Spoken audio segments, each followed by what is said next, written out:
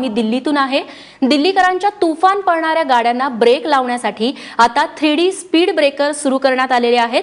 सध्या दिल्लीच्या विज्ञान भवन परिसरामध्ये आणि इतर 2 ठिकाणी हे व्हर्च्युअल म्हणजेच 3D स्पीड ब्रेकर्स बसवण्यात आलेले आहेत। प्रत्यक्षात तिथे गतिरोधक नसतोच, फक्त एक आभासी उंचवटा तयार झालेला असतो।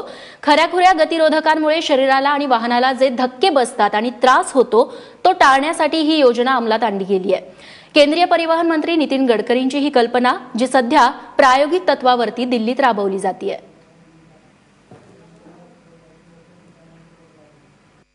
व्हर्च्युअल स्पीड ब्रेकर किंवा 3D स्पीड ब्रेकर ही एक भन्नाट आयडिया सध्या दिल्ली शहरामध्ये प्रायोगिक तत्वावरती राबवली जाते आणि दिल्लीतल्या विज्ञान भवन या अत्यंत VIP एरियामध्ये सध्या अशा पद्धतीने हे 3D स्पीड ब्रेकर जे आहेत ते या ठिकाणी बसवण्यात आलेले आहेत। 3D याच्यासाठी कारण हे थर्मोप्लास्टिक पेंटमध्ये स्पीड ब्रेकर तयार करण्यात आलेले आहेत आणि दूर अंतरावरून बघताना इथं आपल्याला स्पीड ब्रेकर असल्याचं जाणवतं, मात्र प्रत्यक्षात त्या ठिकाणी स्पीड ब्रेकर नसतो। म्हणजे वाहनांना स्पीड ब्रेकरमुळे जो त्रास होतो किंवा टायर खराब होतात ते देखील टाळलं जातं आणि शिवाय ट्रॅफिक जे आहे ते देखील कंट्रोल होतं।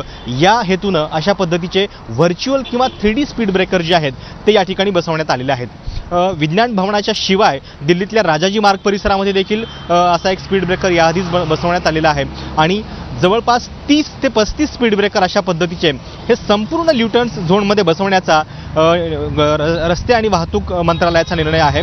खरं तर ही जी आत्ताचा जो निर्णय आहे तो NDMCने घेतलेला आहे, पण त्याच्याशिवाय म्हणजे आपल्या देशामध्ये वर्षाला जवळपास 5 लाख ॲक्सिडेंट होत असतात, ज्याच्यामध्ये दरवर्षी 1.5 लाख लोक मरण पावत असतात आणि म्हणून हे टाळण्यासाठी अशा पद्धतीच्या 3D स्पीड ब्रेकरची आयडिया जी आहे ती नितीन गडकरींनी याच्या आधीच बोलून दाखवलेली होती आणि त्याची अंमलबजावणी जी आहे ती राजधानी दिल्ली शहरापासून सुरू झालेली आहे।